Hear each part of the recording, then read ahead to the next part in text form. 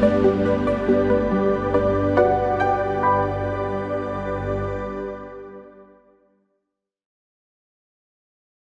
this tutorial, we will show you the step-by-step process of converting documents to PST format using the BitRecover Save to Outlook wizard.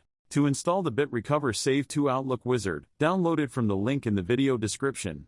After installation, simply launch the software. This tool provides users with select file or select folder options. Users can choose either one of the available options. Select the folder or folders containing the document files you wish to convert, and click on OK button. This tool provides user with a setting option when converting document files to PST format.